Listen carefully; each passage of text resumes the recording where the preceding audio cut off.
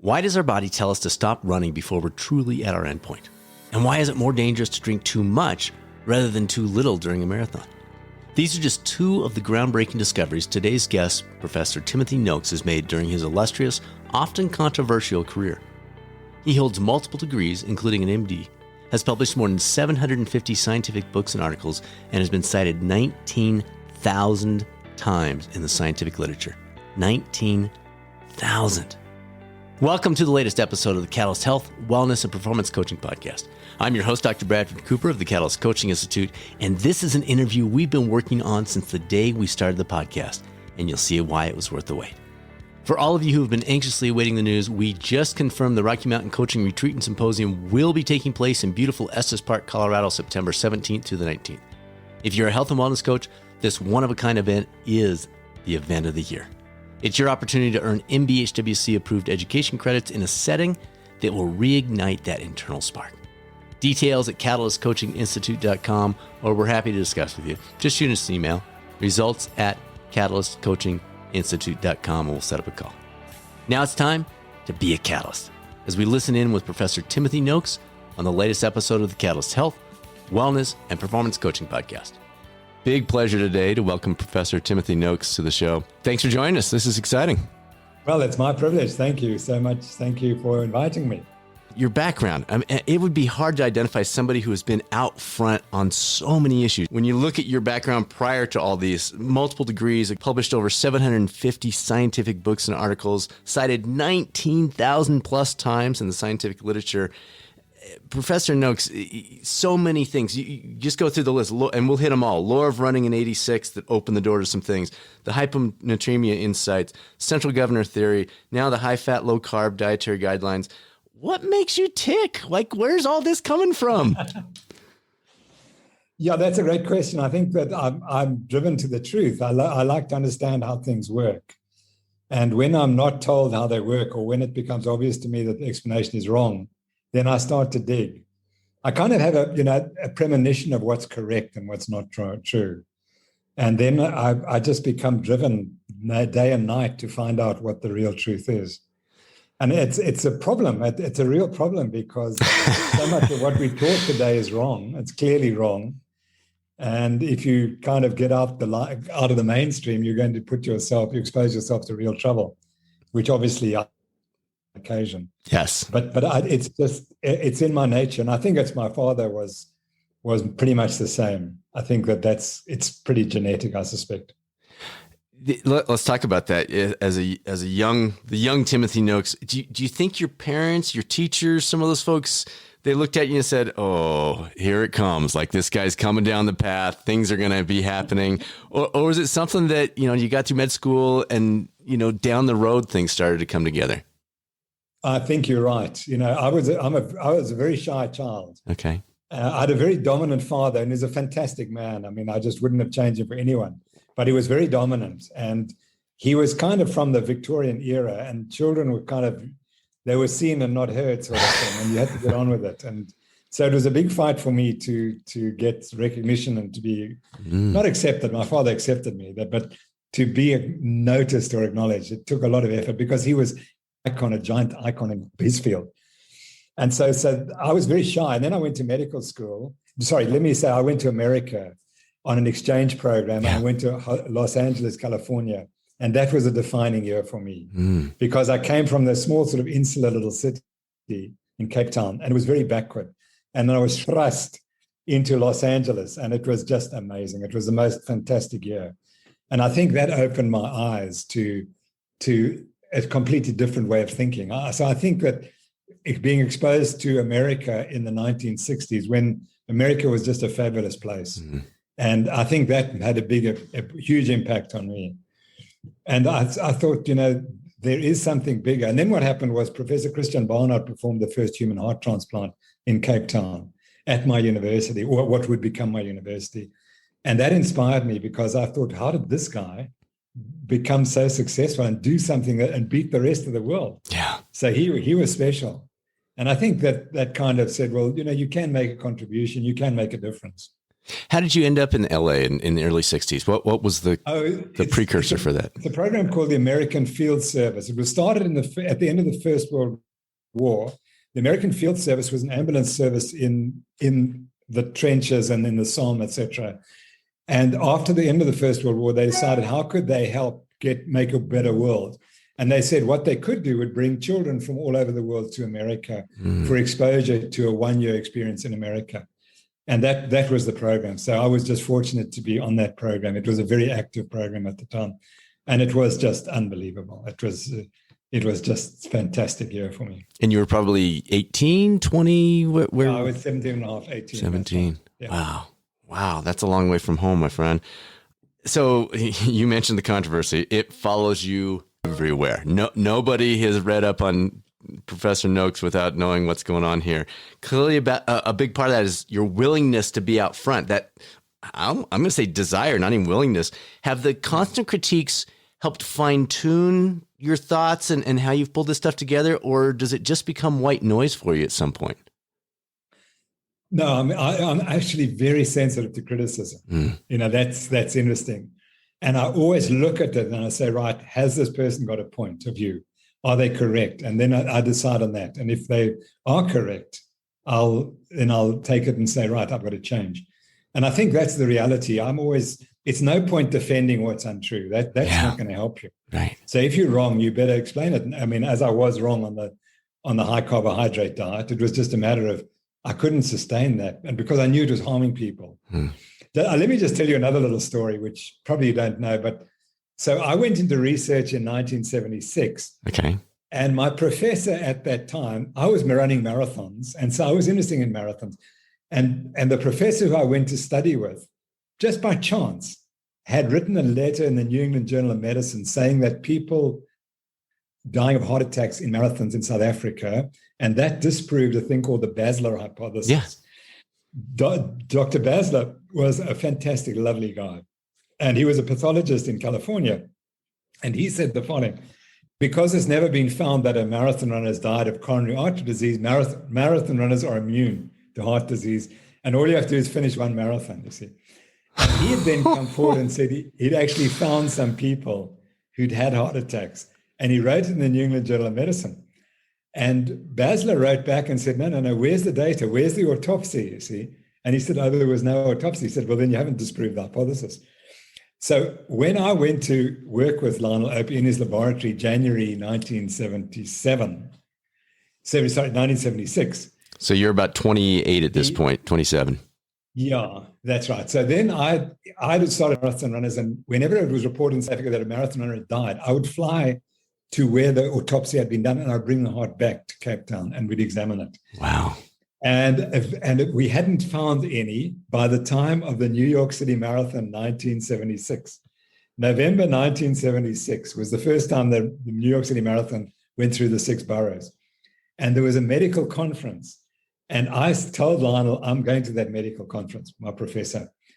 And he said, that's fine, but what you must do is take your slides, because we collected slides. Sure. People, marathon runners had heart attacks, but we hadn't got the autopsy evidence yet. So I went, he said, you're going to go to the organizer and you're going to tell him that Lionel Opie says you must be allowed to speak. So I went to the organizer, a chap called Paul Milvey. And I said, Paul, my professor says you've got to allow me to speak, but Basler's speaking. You've got to have the contrary argument. So I said, no problem. He was loving that. Program. So I got to speak in the lunch break or something.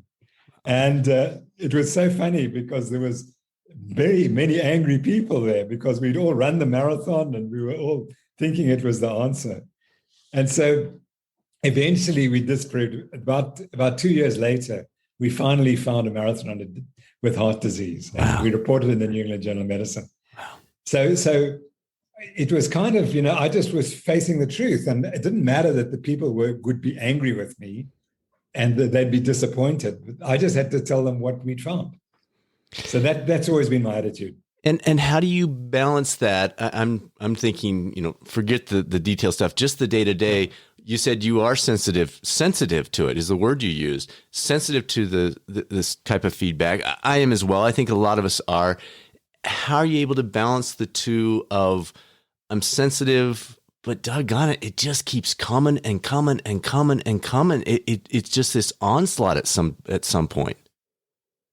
I think I'm very fortunate to have an amazing family, and my wife's astonishing. And I always seem to attract the right people to support me. So if we go a bit to my trial, which was absolutely evil, it was too terrible, and what went with it, I just knew I had to get through it. And there were moments of deep depression there, and as you can imagine, and there was a bit of post-traumatic stress disorder.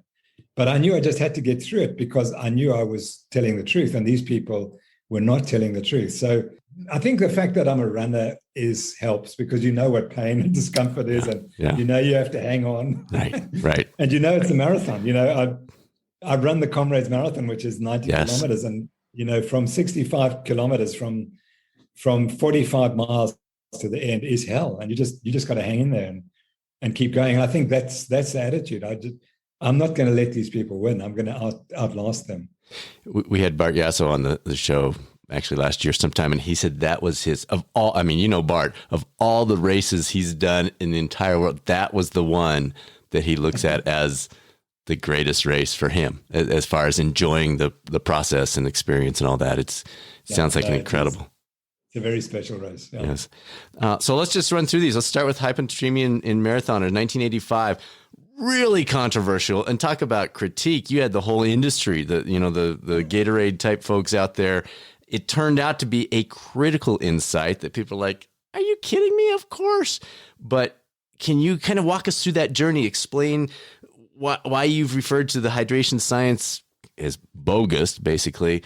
Just talk us through that, because I think a lot of folks have no idea, even now, how many years later, 35 years later, the same message is kind of out there. So really important we get this out. Walk us through the journey and what you discovered and what it means today. Yeah, absolutely. So when I started marathon running, we weren't allowed to drink much during the races. Wow. And so I was one of the first people pushing for more fluids to be available. And I was quite vocal about that in South Africa.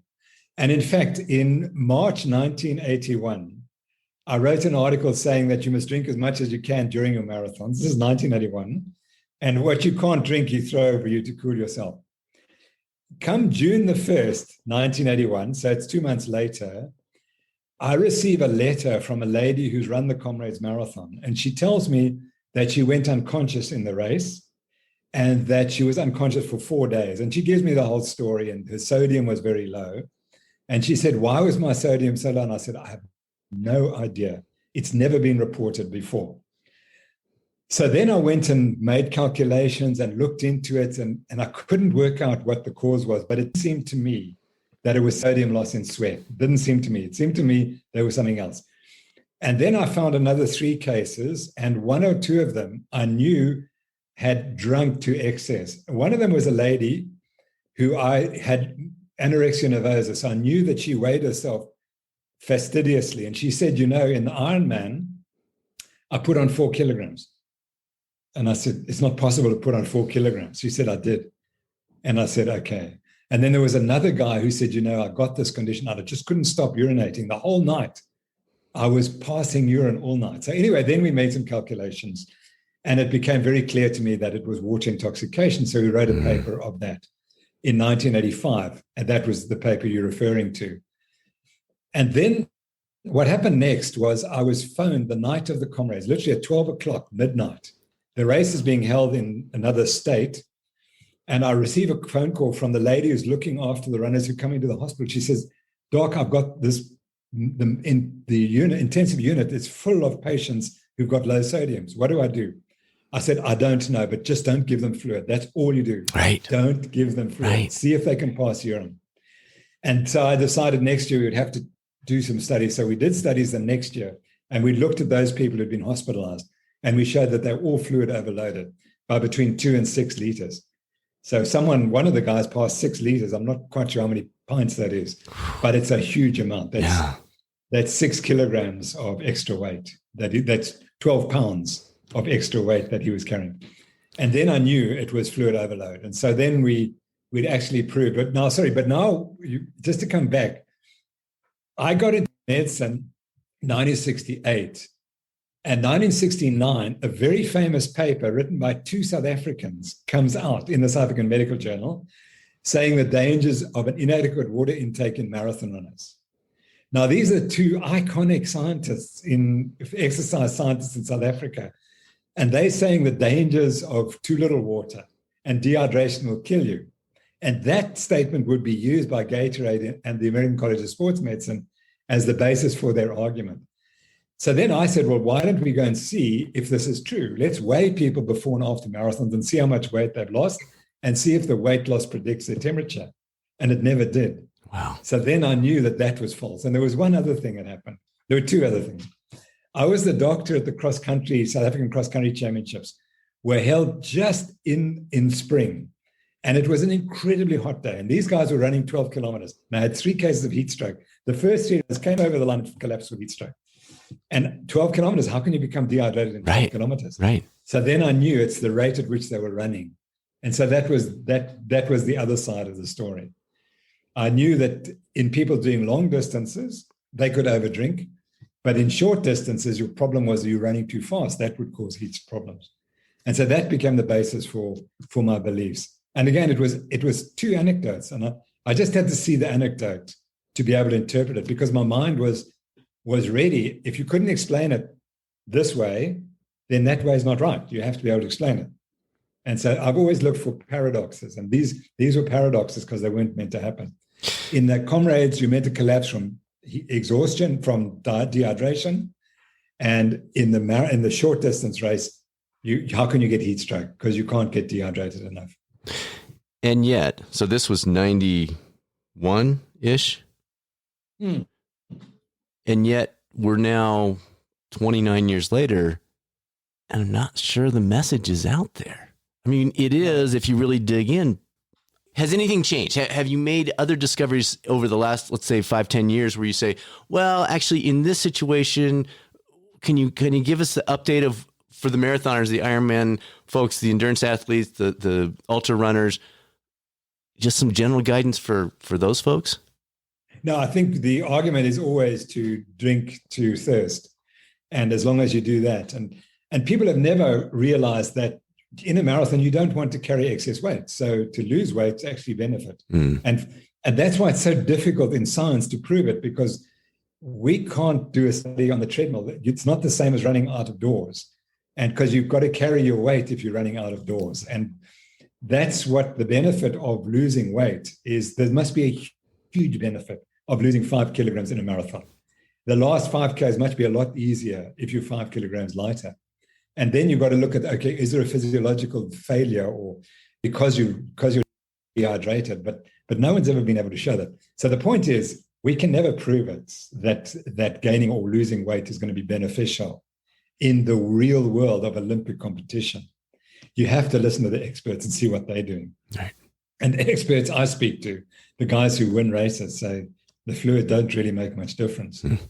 And when you watch the Tour de France, and you see the guys throwing their bottles away at the bottom of the Alpe d'Huez, that tells you they know 500 grams of water in their drink bottle is too much, and the same with on their bodies.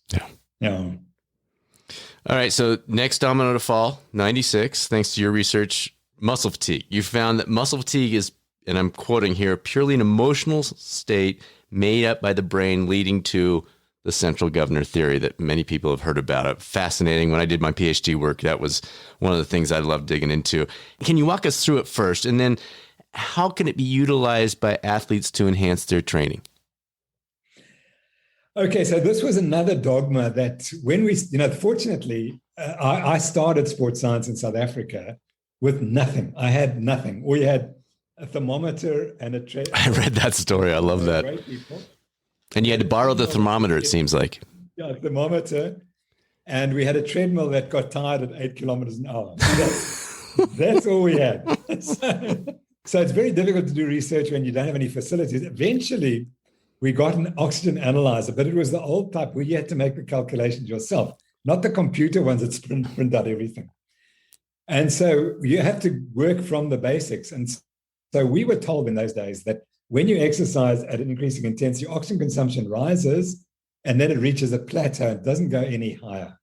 And that's the VO2 max. And when you reach the VO2 max, your muscles are anaerobic. And so we're using this archaic equipment. We were looking for this thing, this plateau, couldn't find it. And the problem in those days was if you did a study of elite athletes and you wanted to say what their VO2 max was, you had to say that they plateaued, that each of them had plateaued. Otherwise, it's, oh, it wasn't a maximum test, you see.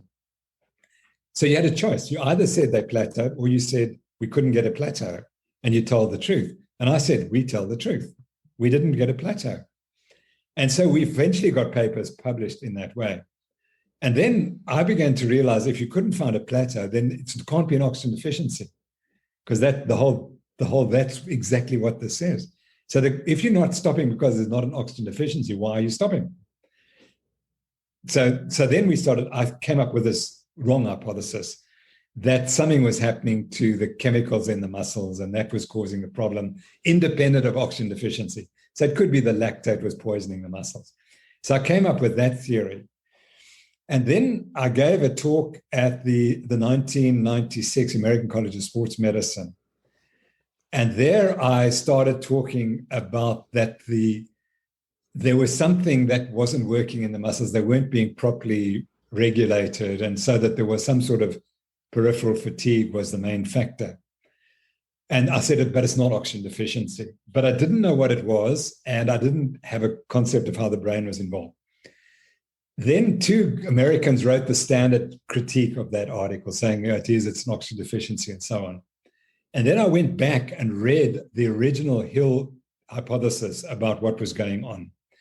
And there it said to the effect that when you reach your maximum, the heart becomes ischemic. That's essentially what he said. The heart's not getting enough blood supply, and it tells the brain to stop recruiting the muscles. That was kind of the story. And I realized that's not the way it would work. It wouldn't come through the heart. It would be a whole bunch of information coming back to the brain, and the brain would say, okay, I'm not going to recruit muscles. Because to run faster, you have to activate or recruit more muscle. And that's the key. The scientists were saying to run faster, you must use more oxygen. No. To move faster, you must recruit more muscle, and then you need the oxygen.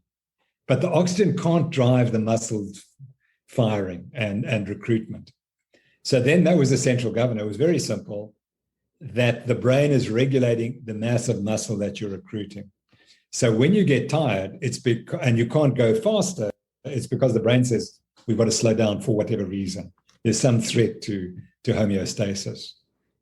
So that was that hypothesis. And it was so simple to prove, because we just proved that when you do a maximal effort and you think that you're giving everything you can, you still only activated 50% of your muscle fibers. So you've got 50% remaining. Why don't you recruit them? Because it'll kill you if you did, or you'll tear the muscles or the bones or something. So it was very easy to prove that it's true. And so on the practical side, how can an athlete listening to this and saying, well, wait a minute, so I've still got more. When my brain's telling me, my body's telling me, you got to stop.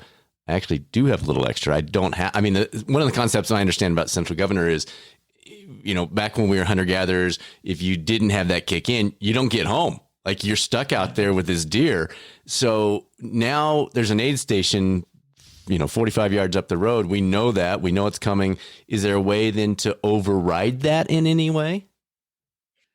Yeah, what we've advanced the central governor quite a lot. Andreas Venhorst, who was my PhD student and has just written the next iteration of the central governor. And he's a really interesting guy because he was a world-class triathlete.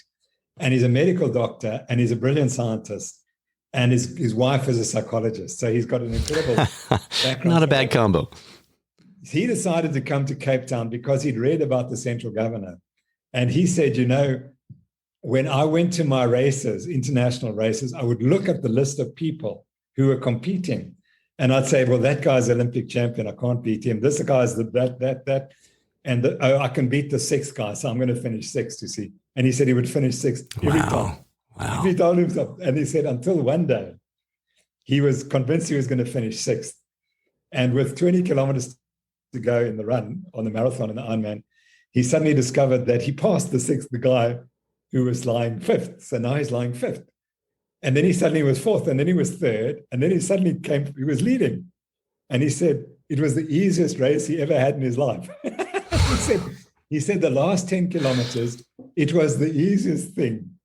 And he suddenly realized there's something else going on here. Yeah. So he looked at the psychological literature and he said, how do you cope with like pain issues if you're chronically ill and so on?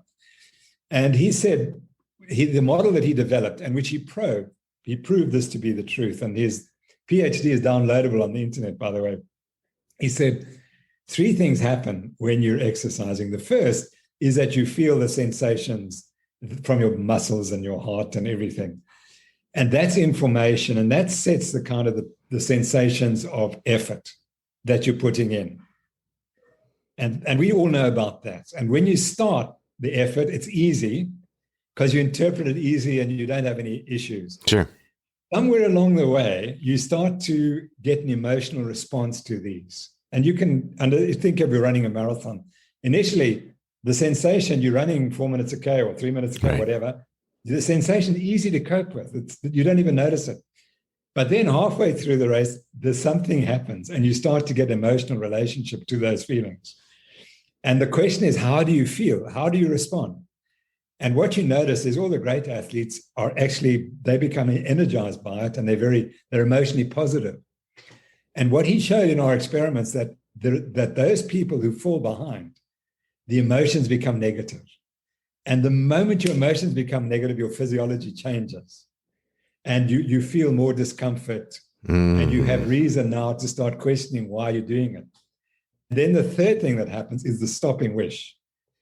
And you now decide, is it worth continuing or not? And that's the so-called hitting the wall. We used to talk about hitting the wall because you run out of glycogen. It's not that at all. What happens is you say, if I run the next 10 Ks, it's going to hurt a lot. Is it worth it? And the winner says, of course it's worth it. I came here to do this. That's why I'm here. But the guy who's coming second says, no, actually coming second is good enough. So that's how the governor theory has helped. And I think what you have to realize is that this fatigue is an emotion that's generated by you and it's specific to you. It's not the guy next to you. It's having completely different relationship to his fatigue. And so that's very important. So you can overcome your fatigue. He might not be able to, or vice versa. Then you cannot avoid negative emotions. Any negative emotions and you've finished. And then finally the stopping wish, that's when it's over. And so that's what we try to say, that you've got to learn to control yourself, control your emotions, and you've got to understand why you're doing it. Because that's what comes, the stopping wish is all about, why am I doing this? Is the gold medal what I want, or is the silver medal good enough? And if the silver medal is good enough, that's all you'll ever get. Right. The great example is John Landy, who ran the mile in 4 minutes and 2 seconds 7 times, leading up till Bannister breaks it. And Bannister breaks it. And Landy in that period says, I've done it 7 times. I don't believe I will ever run a sub 4 minute mile. Bannister does it, and then Landy does it within 48 days or something. Yeah. So he ran 4 seconds faster, a second a lap faster. That had nothing to do with physiology. That was his mental attitude. 100%. 100%. Yeah.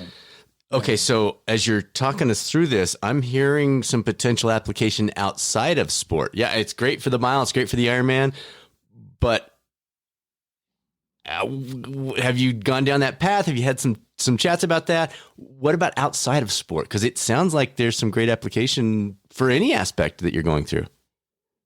Yeah, no, I work with teams, and then we talk about what are the long-term goals, and you have to see yourselves as winners before you even start. That's the key. My best example was my son-in-law is a coach of a rugby team. And he coached our university rugby team, and they were put in a competition that was above their level. That's what they thought. And they were told, listen, you're going to come 8th in this competition in the first year, and you're going to be relegated to the second team next year, which would have been a disaster because it would have destroyed the sport at the university. And he came to me and he said, Prof, this is the situation. We're ranked number 8. If we don't do anything this season, we're going to be relegated, which is going to be a disaster.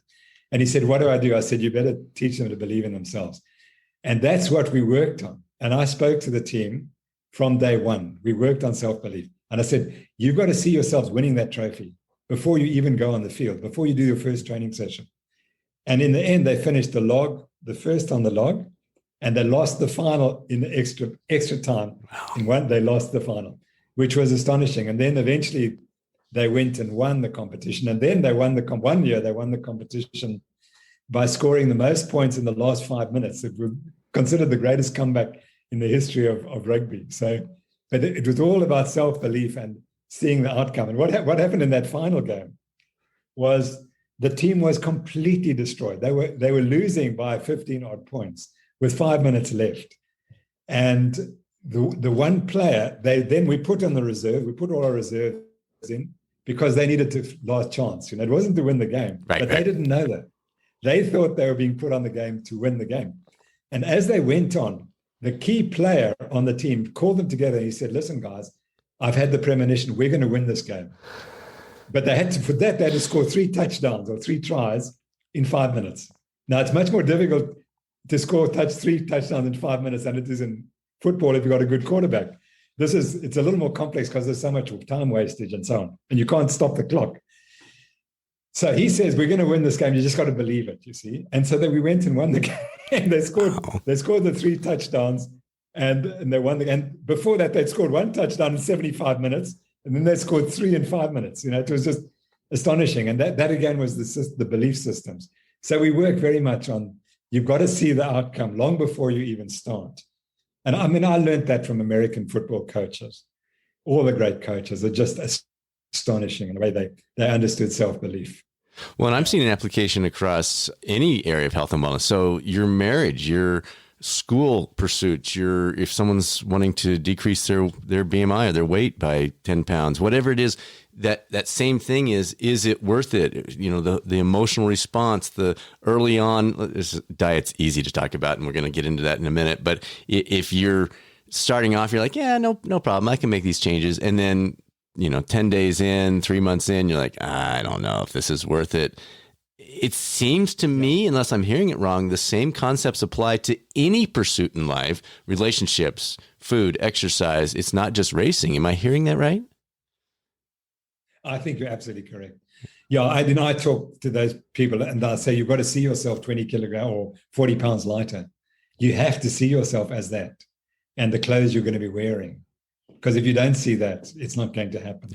Yeah, that vision. So I quite agree with you. You have to see that vision. You have to have that vision. So let's talk about Lewis Gordon-Pugh. In 2005, extreme cold swimmer. He could raise his core body temp before entering the water, and I think you coined it anticipatory thermogenesis. Was this developed, or was it something genetic that he had that you don't have or I don't have? What was this? Yeah, I think in retrospect, it's probably something that some people can do. The Tibetan monks, they talk about the Tibetan monks being able to warm if you put a wet blanket on them at night, they will be able to warm it and raise their body temperature. So I think clearly it's not unique to him. But what he did was he was able to raise his temperature about 1 degree as he thought about the swim in the cold water. And that degree was absolutely crucial because that gave him about 10 more minutes in the cold water. Mm-hmm. We had to expose him in the cold water for 20 minutes. And that extra 10 minutes just made it a lot safer. Yeah. He might not have made it if he couldn't raise his temperature beforehand. And I remember the swim at the North Pole. So I'd have to go and put the thermometer in and all these sorts of things. And he was undressed and the temperature was probably 3 or 4 degrees. This is outside. This is not in the water. The water was 0 or below, or I said it was minus 1.8. But outside, he was sweating. He was actively sweating before he got in the water. So, I mean, that just shows astonishing, something strange happening there. Well, I think I do the opposite with cold. I'm like, oh, the pool's going to be so cold today. And I probably reduce my body temperature before I even get in. Were there certain strategies he used? Was it self-talk? Was it, I don't know. Was there anything practical that you can share with us that maybe we could try with that or some other area? Well, he's unique in the British because he got into the special forces in the United Kingdom on his 3rd effort. So he failed twice, and on the 3rd one, he got it right. And he was in action. And he said that he could, before you go into military action, you have to prepare yourself mentally. And he said he used the same sort of techniques in the swim. So, whatever they taught in the military, that's what he was using before his swim. Interesting. All right. Let's jump into your current controversial one.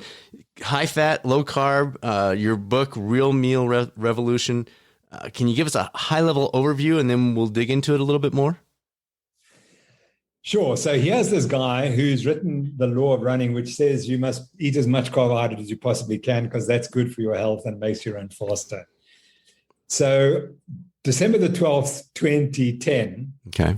I've just finished writing Waterlog and I sent it off to the publishers. And it's a massive tome. The book that was actually published was only 60% of what I sent. Is that right? The other 40%, they said you'll be in jail if we publish it. Okay, well, we're glad you're not calling from jail today. That's it. So I sent the book off and I hadn't run in it. You talked about the frustrations. That had been 30 years and all the frustration I had to deal with. So I was so glad to release it. And then in the middle of the night, I woke up. My brain said, you must go for a run tomorrow morning and you mustn't stop running because I hadn't been running enough. So I went and I had the worst run of my life. And there's a little hill outside our house. And I came to the top and I used to be a really good hill runner. And I reached the top. And I felt like I was at the top of Mount Everest. My heart rate was through the roof and I was exhausted. So I got home and I said, I'm overweight by about 20 kilograms. I can't run. I'm getting old. How am I going to sort this problem out? Because I'm too old to run 100 miles a week. I can't do that to lose weight.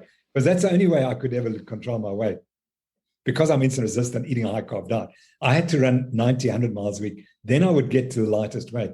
But at the minute I stopped, my weight would just shoot up. So anyway, I get home and I open my emails and there's an advert for a book. And it just so happens I've got that book right here. So the book advert says, lose 6 pounds in 6 weeks without hunger. This book actually says lose up to 15 pounds in 2 weeks. But it doesn't say without hunger. When I saw the without hunger, I said, this is ridiculous. You can't lose weight without hunger. I said, who said this? And then I read Eric Westman, Steve Finney, and Jeff Volek. I said, but they're good scientists. How can they say this? This is quackery. This is a disgrace. And who are they linked to? Atkins. He tried to kill us. He told us to eat saturated fat. And I spent 33 years trying to get people off their fat. So I say, this is such a disgrace. I'm going to go and read the book. So I drive down, buy the book, and this is the copy, and I open it, and after 3 hours, I said, oh my God, I got it wrong for 33 years. and there was a statement in here, and then I went and looked at the publications. I've even underlined them, I noticed. I've underlined these things. I said, but I don't know any of these studies. How can they be true? Then I realized they were true because they're published here in the Nutrition and Metabolism in the American Journal of Clinical Nutrition. I said, they can't be frauds. They must be telling us right. So I said, okay, 3 hours, that's my last carb. So I converted to the low carbohydrate, high fat diet. And within a day, I felt better. And instead of losing 6 pounds in 6 weeks, I lost 11 pounds in 6 weeks. And so then within 6 weeks, my running went back 20 years. Literally, I was running at 60, I was running as fast as I was at 40. It was like a miracle. I mean, it was astonishing. And so that was, I then realized that there's something happening here and that was important. But I didn't tell anyone, but they saw because I'd lost 20 kilos, 40 pounds weight. They said, what did you do? You got cancer. Then there was a question. So I said, no, I haven't got cancer. I'm eating the Atkins diet. The Atkins diet? What are you, mad? You're going to die. You've got arteries, et cetera, et cetera, et cetera. So eventually I had to write about it. And then I got nailed. Then my profession went after me. I lost all my funding. And then eventually I was charged with telling people to eat a diet that was going to kill them. And so we went through that. Yeah. Well, the natural question comes to my mind, and maybe for some of the listeners too, because I know you're tracking this, your blood levels, the lipids, all those kinds of things that people would be like, well, no, that'll cause my LDLs to go through the roof. Walk us through that side of the equation, just for folks that might be having that natural question. So what happened was I then went on the diet, and then I noticed my fasting glucose was elevated, and it was in the diabetic range. And I'm not someone who likes to do things and measure things that are bad. I want to measure good things. I know that's my nature. So I left it for about a year. Then I was fully tested for screened for diabetes, and clearly I had type 2 diabetes. So then I spoke to people I trusted in the low carb community, and they said, you need to go into metformin, which I did. And I strengthened up my diet. In other words, I cut the carbs even to below 25 grams. And then I was able to put myself into remission. I got all my glucose values beautifully in the normal range. So I was able to put my type 2 diabetes in remission. And then I began to realize, reading this, that diabetes is the killer. If you get heart disease, it's diabetic heart disease. Never say that. We say you can have diabetic nerve damage, diabetic neuropathy. Mm-hmm. You can have kidney failure to diabetes, diabetic nephropathy, but you can't have diabetes heart disease. No, that's cholesterol. Cholesterol's got nothing to do with it. And how do we know that? Because if you lower your cholesterol, you almost make no difference to your heart attack risk. If something is causal and you treat the cause, the disease must disappear. That's the definition of cause. So if you lower your cholesterol to the range that we're told is normal, and you do not reverse diabetes, you don't prevent heart disease, cholesterol is not the cause. That is the definition of cause. But unfortunately, epidemiology has kind of weakened what cause is, because it's associated with what's called causal. The cause of heart disease is type 2 diabetes, insulin resistance, high glucose, high insulin. That's what causes heart disease. Now, my values are in the normal range. So therefore, I don't worry. My cholesterol is beautifully elevated. My LDL cholesterol is fantastic. And at my age 70, the higher it is, the longer you live. So that's a paradox that I could never understand. Why up to 65 is cholesterol a risk factor, but after 65, it's a risk factor for shortened life? So it's all nonsense there. It's diabetes that is causing arterial disease, and all my values are the best. So, of course, I'm going to die of something, but the beauty is I should be dead now, because my dad had diabetes for 10 years and died. And it's the worst possible death. I've had my diabetes for 10 years at least, because I know the diagnosis for 10 years. But there's a period where I wasn't diagnosed. It could have been 2 or 3 years. Sure. And so far, I don't have any obvious symptoms of type 2 diabetes or the signs of illness. So I've done pretty well for 10 years. It's not going to last forever. That I understand. But at least when I do, or if I get the conditions, whatever they are, I'll say, well, for 10 years, I had a fantastic life. I had a very high quality life, and I did the best I could. But some things you can't reverse. So how about for athletes? It seems to me, I remember you and Dave Scott have done some work together, different recommendations for somebody that is, Dave's not training right now because of his injury, but somebody who's training 3, 4, 5 hours a day, different recommendations, or have you explored that path at all? Yeah, no, Dave, really interesting, because Dave read my book, The Real Meal Revolution. And when he saw it, he realized that perhaps his more vegetarian plant-based diet wasn't ideal. And he converted.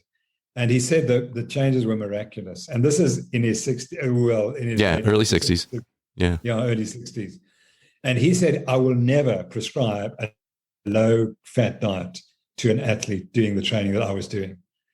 And he said that he could have done with some of the mental benefits of this diet when he was winning 6 Ironman. He said it was tough. There were days when it was tough. And he said that he believes those tough days might have been helped if he'd been eating a high-fat diet. What interests me was Mark Allen was eating a much higher protein and fat diet and was only eating 30% carbs when he was training. I didn't know that. He was partially adapted to a higher fat diet. And you could always, what always interests me about Mark Allen, he was so well defined. His muscles were so well defined. Mm-hmm. He didn't have much subcutaneous fat. And I couldn't understand. He looked different than the other athletes. He did. But the best example is the one that makes me laugh, is Paula Newby-Fraser. Now, Paula is from South Africa, and she went over, and I knew her very well. And she helped us in various things, because I helped the team in a race called the London to Paris Triathlon, can you believe it? This was a triathlon event where they ran from London to Dover. Then they swam the English Channel in relay, and then they cycled to Paris. And she happened to be watching the race and following it. And by then she was the top triathlete in South Africa. And she got the right to go to the Ironman. And I think she came third in her first Ironman. And she was still hardly trained. She then went to America and she started training really hard. And she phoned me, she says, Tim, I'm exhausted. I said, Paula, you're overtraining, go back and do less, and so on, which she did. But the key was she phoned me because she'd read something that Steve Finney, who's one of the authors of this book, he did a study in 1984 and showed that a high-fat diet wasn't bad for you. He didn't say it was better than a high-carb diet. And she phoned me and she said, Tim, do you think I should add more fat to my diet? I said, Paula, in an Ironman, it makes sense. So here I am telling everyone else to eat a high-carbohydrate diet, and I tell her to eat more fat. And she interprets that she should stop eating carbs, literally. And she goes on a high-fat, low-carb diet and wins 28 Ironmen and 8 at Kona, 8 championships. When she retired, she came to me and she said, Tim, the most important single piece of advice I ever got in my career was what you told me. And I said, but Paula, I didn't really say that. I never said that. So anyway, we laugh a lot about that one. That's great. So that convinced me that certainly for the Ironman, it makes sense to be fat adapted. And Dave Scott, who's got more experience than him? You can't do away with that experience. Yeah. And it's funny that he and Mark Allen are both realized that they needed more fat and more protein in their diets.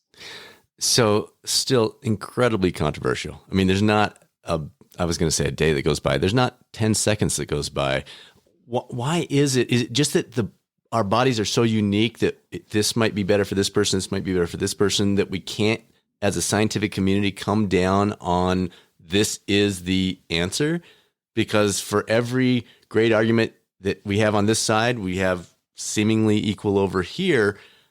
Can you help us figure that out? Think that through. What I can tell you is the evidence on the other side is nowhere as strong as the evidence on our side.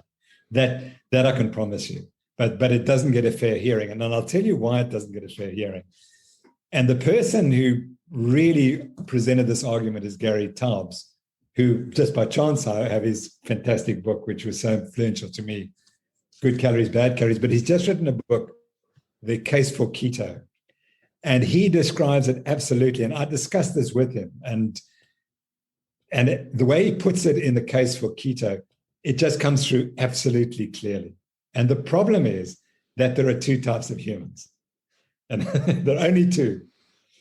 You either can eat all the food you like of whatever nature and you don't get fat, or you eat the certain foods and you will get fat. And we're the fat and easilies. And I'm a fat and easily, and so is Gary. And so is Nina Teicholz. And so is everyone who's ever written a book. And so I guess Eric Westman and Steve Finney. Jeff Volek was always lean. But I would guess that Eric Westman and Steve Finney were also slightly overweight. And they discovered that the only way to control our weight is to eat a low carbohydrate diet.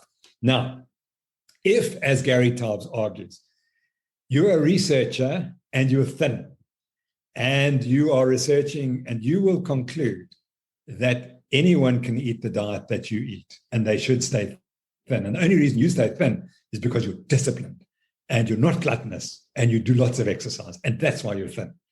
The fact that your biology could be totally different and unique compared to the people who fatten easily doesn't cross your mind. And so whenever you see a fat person, as I was, you see Noakes' problem. He's just lazy and he's gluttonous. The fact that I was running 100 miles a week or whatever doesn't quite enter the equation. And that's the problem. You will find that 99% of the people promote the low carbohydrate diet from a scientific point of view or as a treatment were fat once upon a time. And we lost weight and we realized it. And the people arguing the other way are thin people, and they've been genetically thin, and they've never had to address the problem of how do I lose weight, because they've never had to lose weight. And that's the divide. The problem is industry sort of helps these people, the people who have no problem with weight, and they get all the funding, and the low carb people we just ostracized. There's so much I want to. I'm watching the clock because I really appreciate you taking the time with us here. Let's hit two more. If you were to start the journey over, if you were to look back, I think you turned 72 this year, right? Yeah. If you were to look back and say, I'm going to recreate the journey, what would you do differently that you could have tweaked? Yeah, I think I would have probably done a few other sports than just running. I think that I would have liked to have gotten to CrossFit earlier because I'm now into CrossFit. Okay. I think that, I would have liked to be a good swimmer and I would have liked to do more triathlons. I think that they're more safe on your body, perhaps, than just running.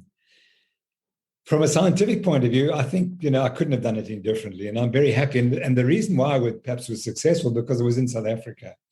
And I could do my own thing. And whereas I don't think I would have been able to do my own thing in other places, I would have been isolated perhaps. And people just didn't pay. When I was doing the conventional low carb, high carb diets, everyone was happy with me. No one complained. And they gave me all these awards and all the funding I needed. And so it was going fantastically. But as soon as I found the truth, of course, then it changed. No, I don't think I would have changed it. I perhaps would have liked to change the environment. I think, being a doctor it's a great training, but it's a dreadful profession. And I think the profession's falling apart because they're not addressing the real truth. They're not addressing the fact that diet's so important. But what I get great pleasure when I speak to young doctors and they say, Dr. Noakes, you saved my career. I can now cure patients, and that really makes me happy. So I think that I would have liked to be able to influence the profession more and get them to accept that this diet's critically important for the health of large proportion of the population. Okay. But otherwise, no, I've had a lovely time. I've had a great time. And even the trial was dreadful. It was awful, but I wouldn't change it for one thing because I learned so much from it and I met so many good people. And I think in the end, people will look back in 20 years' time and say that was a very important part of the low carb movement. That trial was very important. Yeah. All right. Last one, just advice for those people that say, I want to go out on a limb. I want to be like Professor Noakes. I want to, send this message or speak this way at a conference or whatever, but I'm just getting so much pushback. What guidance would you give that person who wants to be that a shining star, that difference maker, but they're just feeling so much pressure from everyone around them?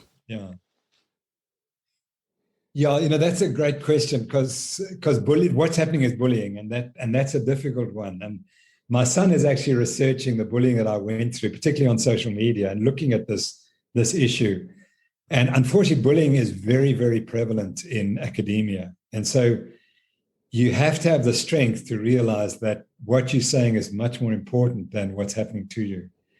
And you have to understand that you're not the problem, that these people are the problem. And that doesn't help often. You just have to have the courage that in the end, the truth has to be exposed. If you honestly believe that what you're doing is exposing the truth and you can provide that evidence, you must just keep going. Because in the end, you'll be vilified. You will be vilified.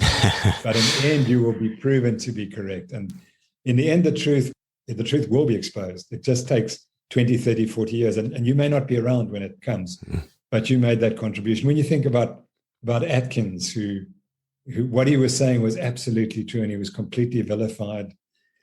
John Yudkin, who promoted the problems of sugar, who exposed them in the 1970s, who was completely vilified, lost all his funding. Today, we know he was correct.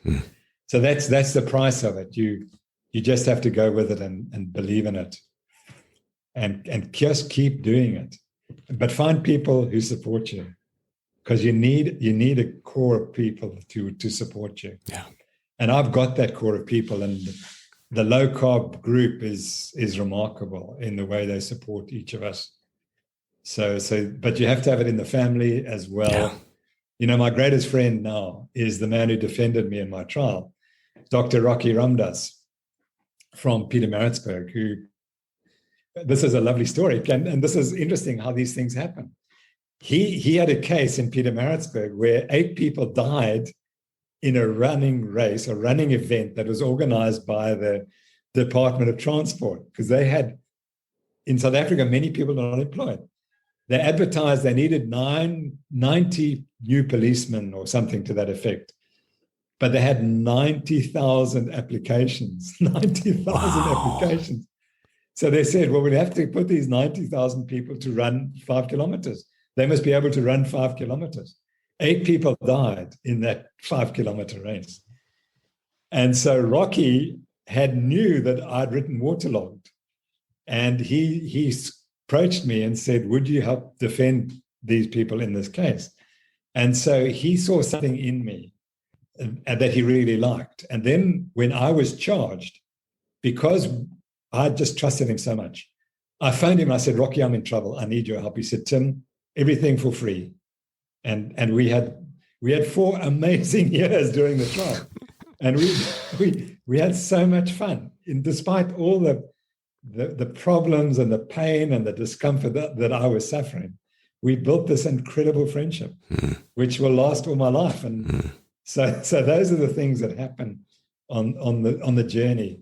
The journey has to be difficult, you know. When you run the Comrades Marathon, you finish it and you say, I'll never run it again. Of course. The next day you're back in training. And this is the same. You know, in the moment, in the trial, in the moment, it's horrid, it's terrible. But when it's done, you say, gosh, I wouldn't have not gone through it. It was just so worthwhile. Wow.